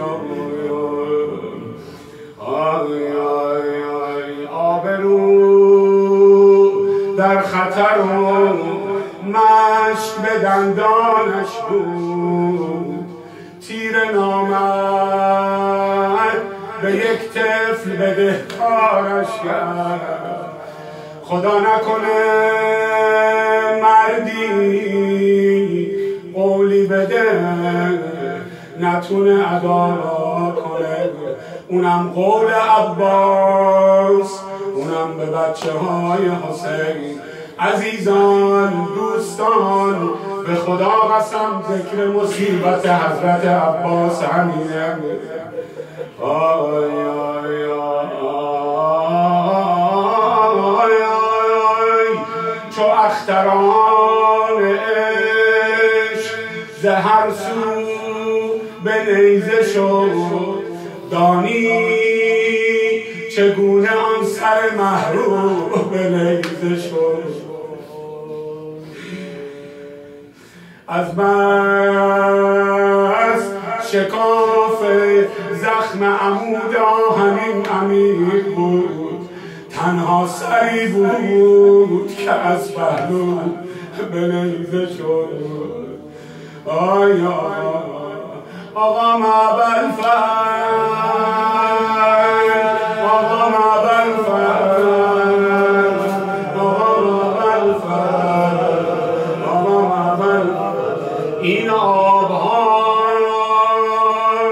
این آبها که ریخ فدای سرت که ریخ اصلا فدای بنین مادرت که ریخ اصلا خبر داری اهل حرم ز روی تو شرمندن بچه ها کنار خیمه ایستادن منتظر بابا عمو رفت آب بیاره و نیامد بابا رفت عمو بیاره و نیامد اینو میگم و التماس دعا اینو میگم التماس دعا و برسه به روح همه مداحان و روزخوان‌های امام حسین که زیر خروارها خاک خوابیدن اینا رو با همین الفاظ بیان میکردن این دو بیتو یه وقت دیدن امام حسین داره میاد یه دست انام زلجلا یه دست به کمر سکینه دوان رفت به سوی خیمه گفت دیگه از آب خبری نیست اما عباسمو کشتم ما عاشقان لاله سرخ پیمبری که از عطرمو بهشت خرم است با یوسفش مقایسه کردم و نگار گفت او شاه مصر باشد حسین شاه عالم است السلام علیک ایها العبد الصالح المطیع لله قربون ادبت عباس جان و بالفاطمه و بالمحمد و بفاطمه علی و بالحسن و الحسین اشهد انک قد قتلت مظلوما من از جناب آقای طالبیان تقاضا دارم ببخشید برای اینکه مقدمه برنامه بشم لطف فرمایید ان شاءالله با صدای بسیار ملکوتیتون همه رو مصاحبه صلی الله علیک یا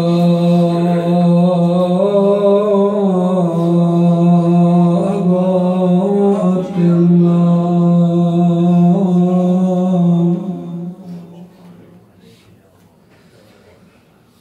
السلام علیک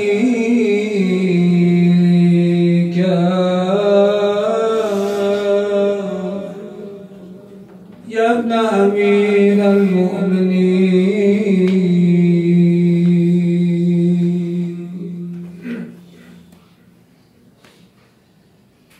در خلقت ما سبایا سهیم است حسین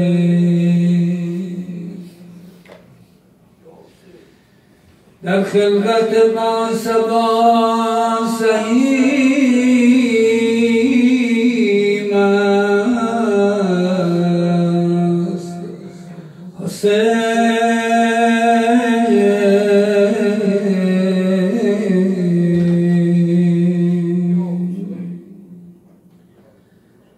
در نزد خدا ذبح عظیم است حسین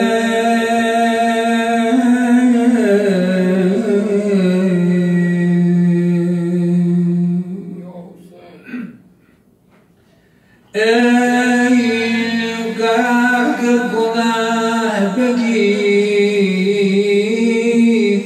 دامانش را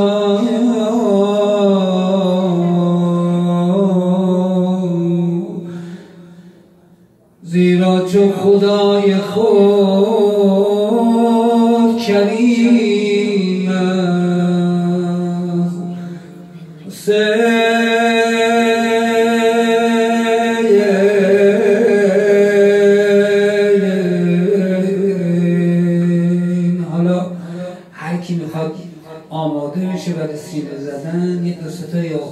بگیم و بلند شیم به احترام آقا روی پاهامون.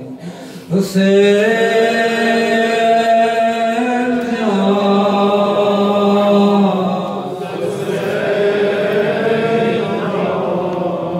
همه با هم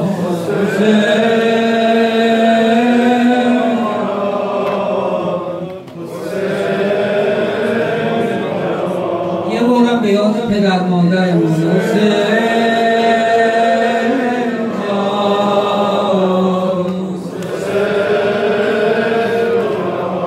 من علمدار حسینم خاک پای فاطمه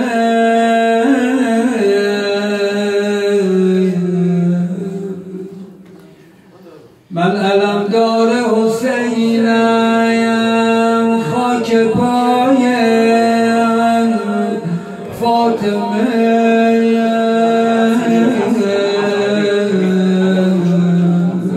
هستیم را می نمایم جان فدای فاطمه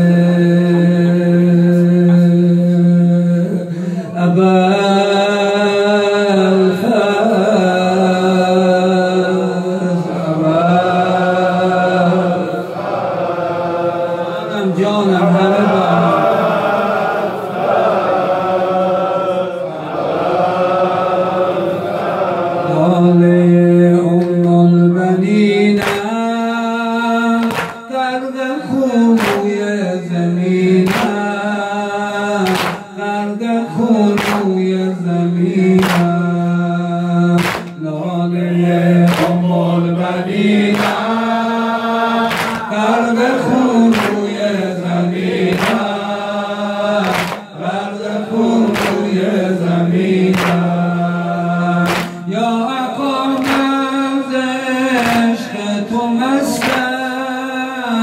بر سر راه داد دستم بر سر راه داد دستم ای برادر ای حسین جان ای حسین جان ای برادر ای برادر ای برادر ای حسین جان لاله ام البنینم غرق خونوی زمینم غرق خونوی زمینم لاله ام البنینم غرق خونوی زمینم غرق خونوی زمینم ای برادر ای حسین جان ای برادر ای حسین جان کجایی ای برادر من شدم خوش نادر مادرت آمده در کنارم پیش چشمان تو جان سپارم ای برادر ای حسین جان ای برادر ای حسین ای برادر ای حسین لاله ام البنینم غرق خونوی زمینم غرق خونوی زمینم لاله ام البنینم غرق خونوی زمینم غرق خونوی زمینم ای برادر ای حسین جان ای برادر ای حسین جان ای برادر ای حسین جان ای برادر ای حسین جان دوستم ام البنینم گشته رام تماشا دوستم ام البنینم گشته رام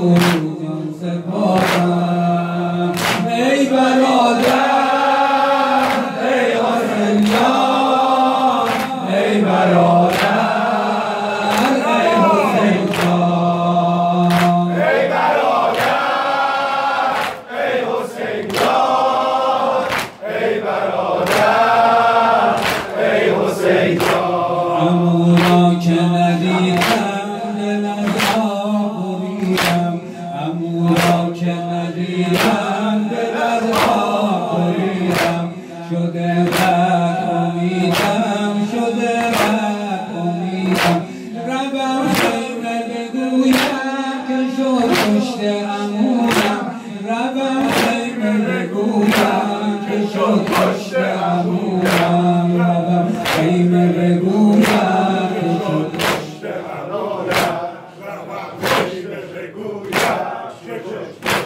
عمویم آی لبن زمزم بستم در خیمه نشستم لبن زمزم بستم در خیمه نشستم عمو رفته به دستم عمو رفته به دستم عمو را که ندیدم دل از آب بریدم عمو را که ندیدم دل از آب بریدم عمو را که ندیدم دل از آب بریدم آی عمو را که ندیدم دل از آب بریدم عمو را که ندیدم دل از آب بریدم عمو را که ندیدم دل از آب بریدم من علم دار حسینم خاک پای فاطمه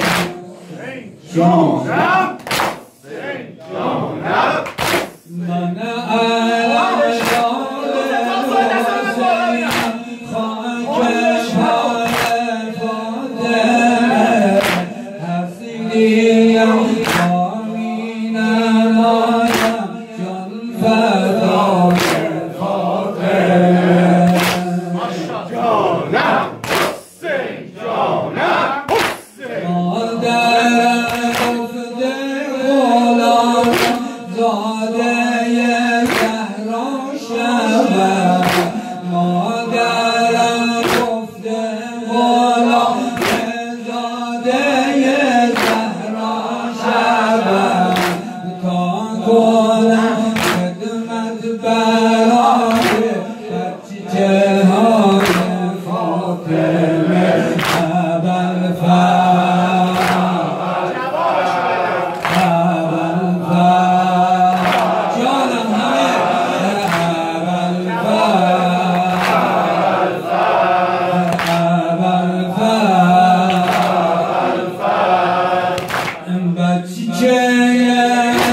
بچه شیر مرتضی مادرم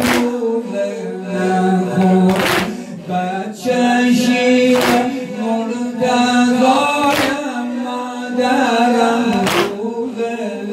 خود داده باشیرش مرم رو بلای فاطمه جونم جونم چشم دارم فدای راه او گشته ولی من کی خادمی کوچک برای فاطمه هری که عاشق بر حسین شد من سبیل دارم احترامی بس نوگر بس نزده را دارم ای بنازم ای بنازم ای بنازم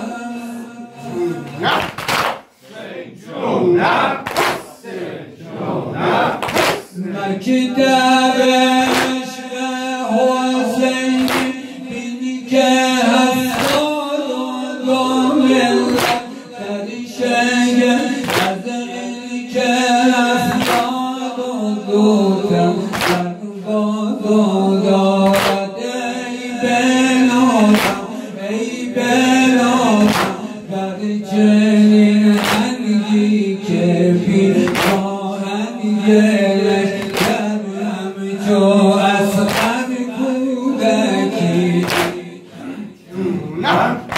همچو اصغر کودک چشمای سرگاه و داخل جانم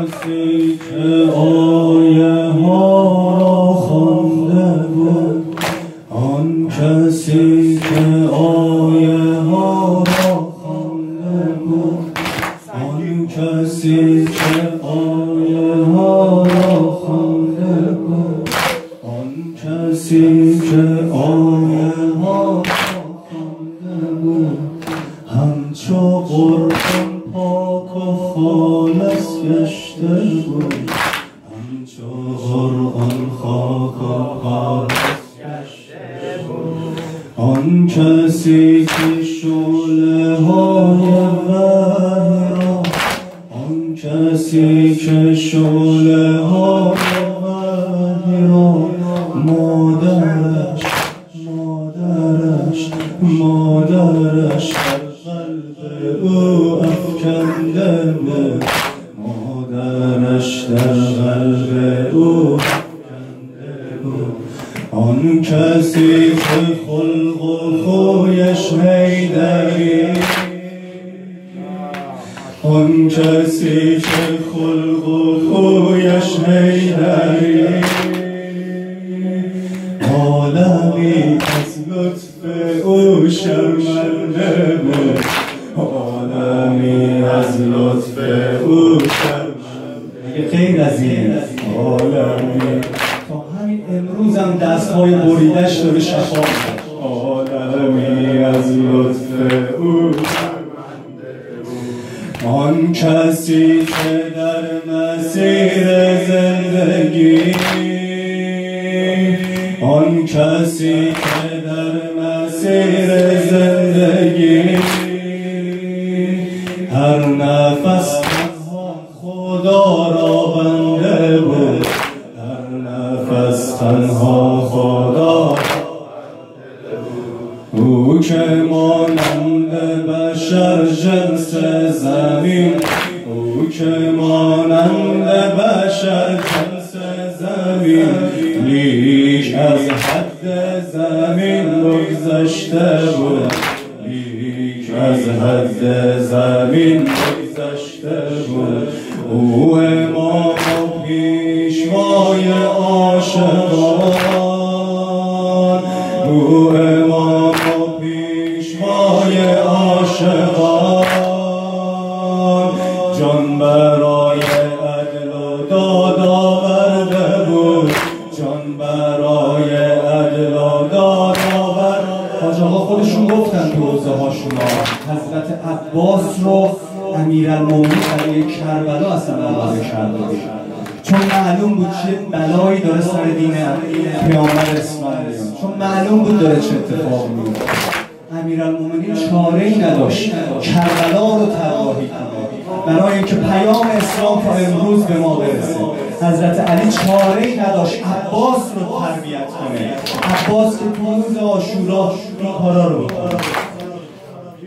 ای علمدار شهر کربلا، ای علمدار شهر کربلا، با وفایی با وفایی با وفا، با وفایی با وفایی با وفا، مروه عشقی زلال زمزمی، مروه عشقی زلال زمزمی، با صفایی با صفایی با صفا، با صفایی با صفایی با صفا، تابش صبح است در پیشانیت، تابش صبح است در پیشانیت، والضحی والضحی والضحی والضحی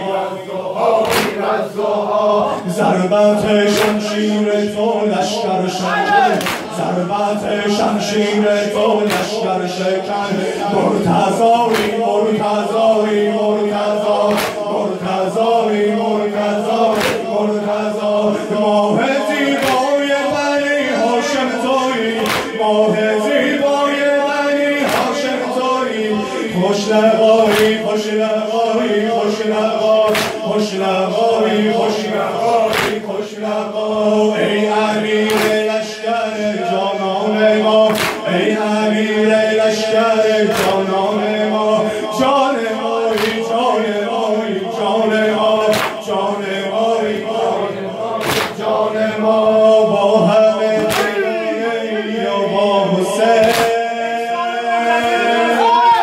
آشنایی آشنایی آشنا آشنایی آشنایی آشنا، ریز خانه خانه احسان تویی، ریز خانه خانه احسان تویی، با صفایی با صفایی با صفا، با صفایی با صفایی با صفا، هم خدا با توست هم دادم بدم، هم خدا با توست هم دادم بدم، با خدایی با خدایی با خدا، با خدایی با خدا، جان فدای تو که در راه حسین، جان فدای تو که در راه حسین، جان فدایی جان فدایی جان فدا، جان فدایی جان فدا، سر نثار تو که مانند حسین، سر نثار تو که مانند حسین، سر جدایی سر جدایی سر جدا، سر جدایی سر جدایی سر جدا، هم قیامی هم قیامت یک کلام، هم قیامی هم قیامت یک کلام، کربلایی کربلایی کربلا، کربلایی کربلایی کربلا، کربلایی کربلایی کربلا، کربلایی کربلایی کربلا، ای اهل حرم میر و علمدار نیامد، ای اهل حرم میر و علمدار نیامد، علمدار نیامد، علمدار نیامد، همه بلدن و همه زمزمه کنن، سقای حسین سید و سالار نیامد، سقای حسین سید و سالار نیامد، علمدار نیامد، علمدار نیامد، ای اهل حرم گیر و علمدار نیامد، ای اهل حرم گیر و علمدار نیامد، علمدار نیامد، علمدار نیامد، سقای حسین سید و سالار نیامد، سقای حسین سید و سالار نیامد، علمدار نیامد، علمدار نیامد، ای اهل حرم گیر و علمدار نیامد، ای اهل حرم گیر و علمدار نیامد، علمدار نیامد، علمدار نیامد، سقای حسین سید و سالار نیامد، سقای حسین سید و سالار نیامد، علمدار نیامد، علمدار نیامد، ای اهل حرم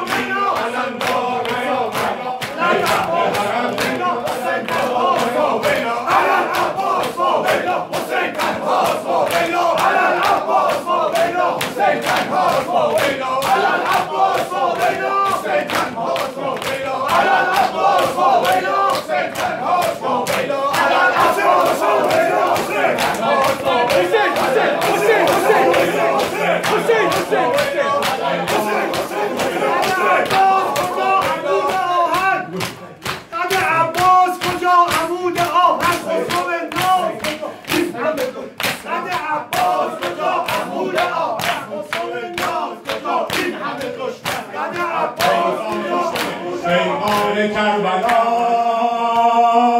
ز نجف بود جبرائیل پیغام کربلا دست من رو ببین ز نجف بود جبرائیل یا مرتضی علی فریدا چه شد یا مرتضی علی فریدا پیغام کربلا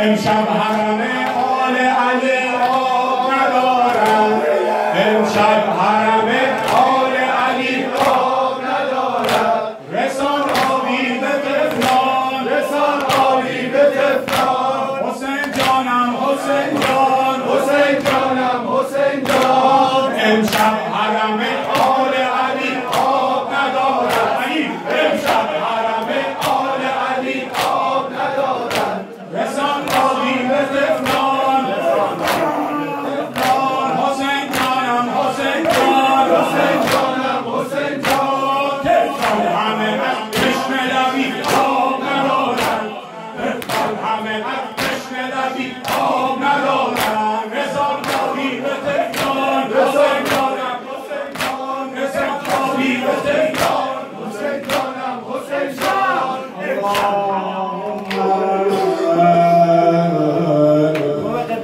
صل على محمد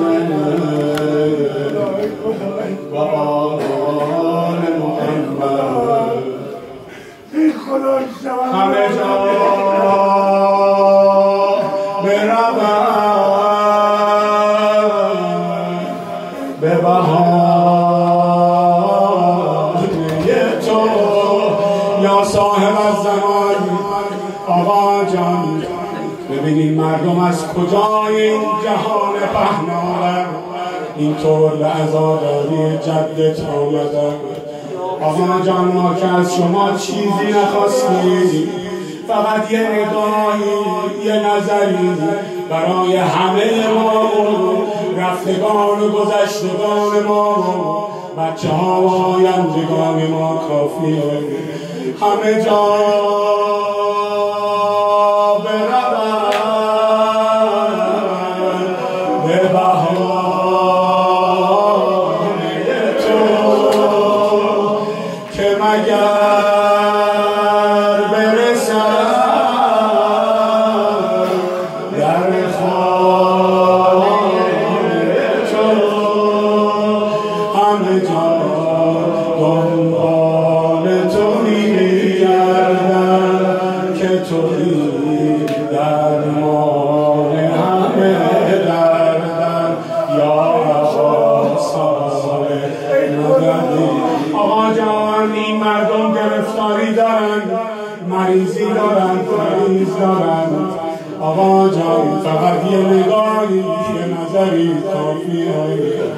الهی به حق خانومی که زینب گفت وقتی من زهرا شورا رسیدم کنار گودال دیدم بالای سر بریده حسین کرده گیسوان شما خون حسین رنگین کرده هی به سر و رو میزنه ای میگه عزیزم و مادر به حق زهرا 10 مرتبه یا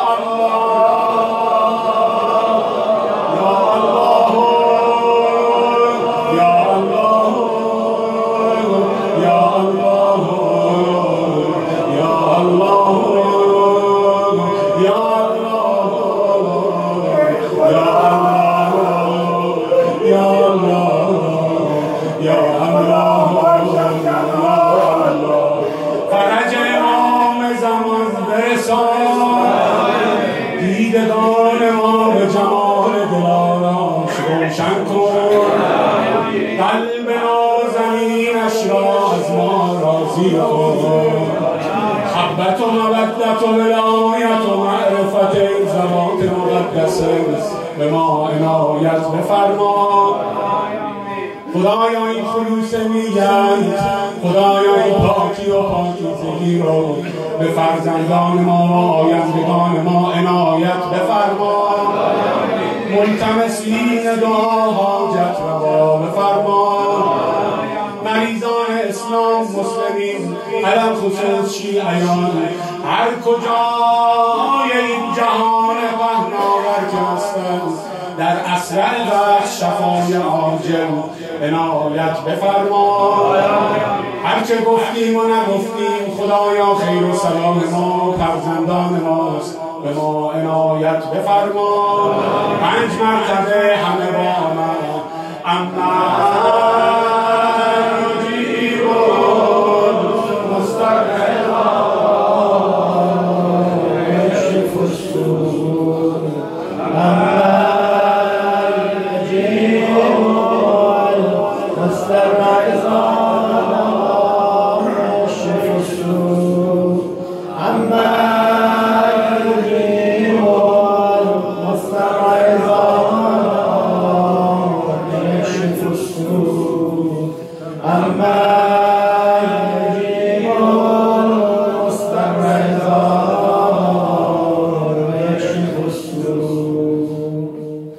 نسألك اللهم وندعوك باسمك العلي الأعظم العز الأجل الأكرم بحق محمد وعلي وفاطمة والحسن والحسين وتسعة المعصومين من ذرية الإمام الحسين سيما ولية الله الآدم أرواحنا له الفداء حجة ابن الحسن قرآن مجيدنا خدایا به لطف کرمت قبول بفرمایید.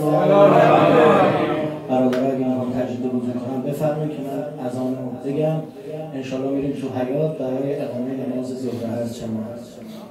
إن الله وملائكته يصلون على النبي